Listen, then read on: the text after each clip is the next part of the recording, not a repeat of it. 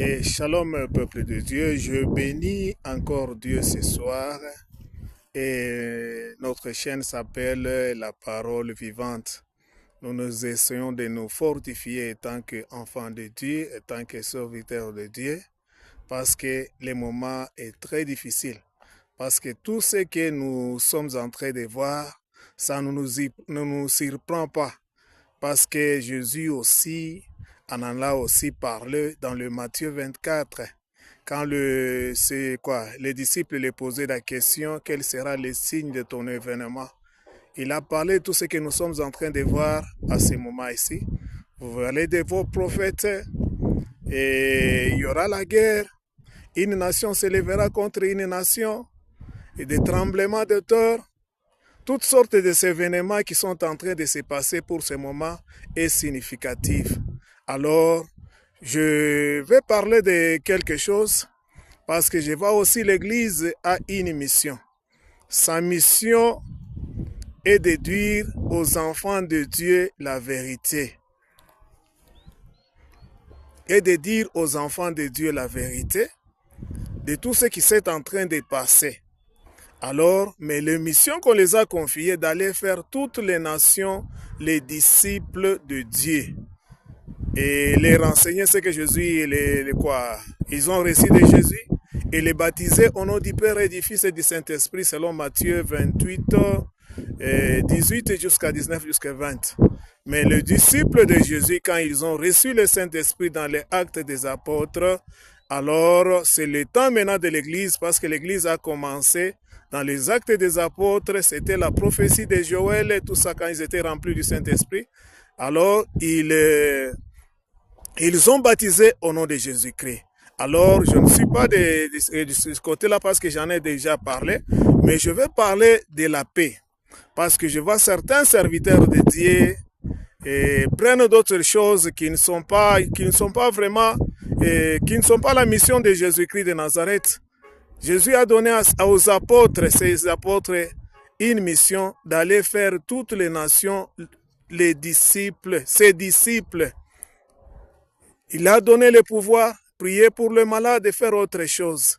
Mais voilà qu'il y a aussi les brebis égarées qui sont en train maintenant d'aller chercher, de négocier pour trouver la paix. Mais ce que je vois que sur cette terre, il n'y aura jamais la paix. Parce qu'écoute d'abord Jésus ce qu'il est en train de parler. Dans le Matthieu 10, 34. Ne croyez pas que je sois venu apporter la paix sur la terre, mais le paix. Parce que quand Jésus disait que je ne suis pas venu apporter la paix sur la terre, ça dit sur la terre il n'y a pas la paix. Il dit que moi je ne suis pas venu pour ça. Moi je suis venu porter l'épée. L'épée qui est sa parole. Parce que Jésus-Christ, il est le sauveur, mais il n'est pas le pacificateur. Il n'est pas venu instaurer la paix sur la terre. Parce que sinon, il va contredire Dieu, parce que Dieu a maudit cette terre. Même le chef de ce monde ici, qui est Satan, il est sous la condamnation, quel que soit, il est en train de régner dans ce monde.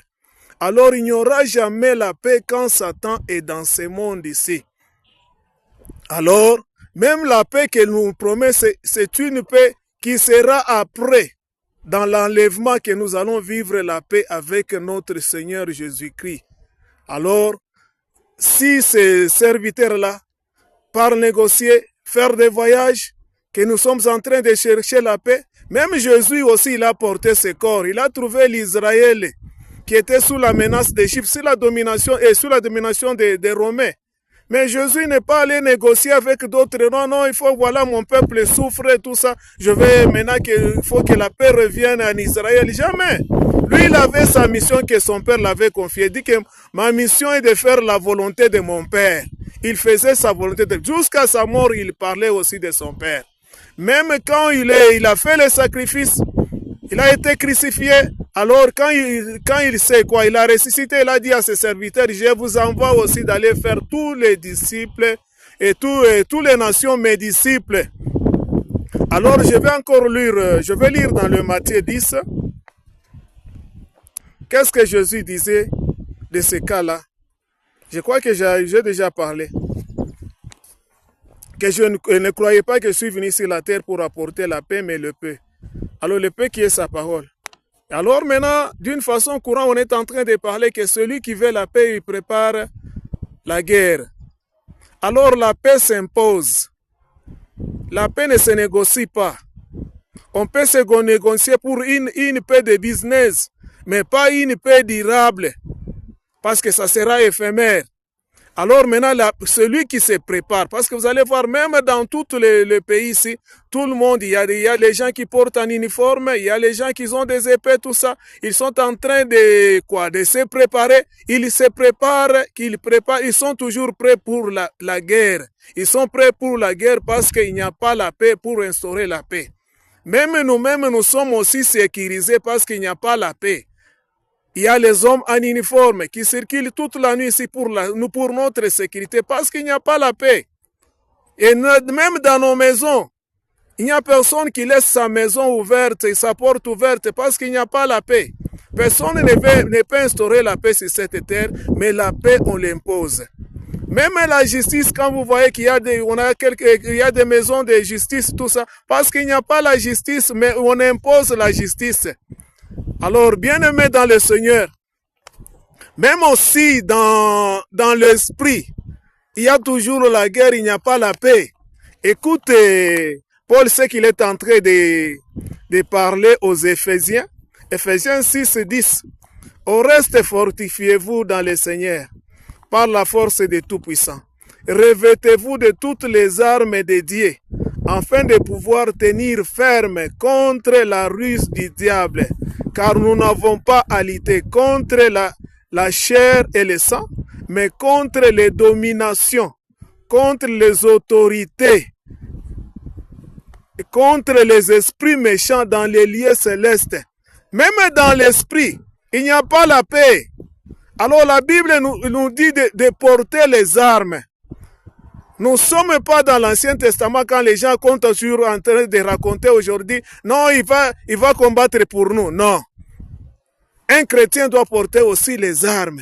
Voilà les armes. Il a parlé de la vérité comme ceinture, et cuirasse de la justice, et tout ça, vous allez lire dans l'Éphésiens 6, et dans l'Éphésiens 6, 10, et vous allez descendre. Toutes les armes que les chrétiens doivent porter. La cuirasse, il doit porter aussi l'épée de l'esprit qui est la parole de Dieu. Parce qu'il y a aussi, il n'y a pas la paix dans l'esprit, il y a aussi le combat dans la chair, combat aussi dans l'esprit. C'est-à-dire il n'y a pas la paix. Alors nous devons combattre, nous devons imposer la paix. Il a parlé aussi de prière, nous devons prier. Pourquoi est-ce que nous prions? Parce qu'il n'y a pas la paix. Il y a une menace dans l'esprit. Il y a des gens, quand je suis en train de prier, pourquoi ils prient? Parce qu'il n'y a pas la paix. Personne ne peut instaurer la paix, mais on impose la paix. Les chrétiens doivent porter les armes. Aussi la chair doit aussi porter les armes. Alors maintenant, notre mission étant qu'enfants de Dieu, nous devons aussi nous dire entre nous la vérité et dire aussi à nos frères et sœurs la vérité. Parce que le moment que nous sommes en train de passer, c'est un moment difficile. Nous devons être prêts à tout. Prêts à combattre pour imposer la paix. Parce que Satan, il est très rusé, il est en train il cherche qui dévorer. Il est sous la condamnation parce qu'aucun jour Dieu va négocier avec Satan. Il n'y aura pas de négociation. Mais il est condamné, mais il règne. Il attend sa condamnation, Dieu lui-même le sait. Et alors nous devons aussi nous préparer. S'attendre à quelque chose tous les jours. Alors on ne négocie jamais la paix, on impose la paix. Parce que sur la terre, il n'y a pas la paix. Il n'y a pas la justice, on impose la justice. Que Dieu vous protège et que Dieu vous parle encore là-dessus. Au nom de Jésus, Amen.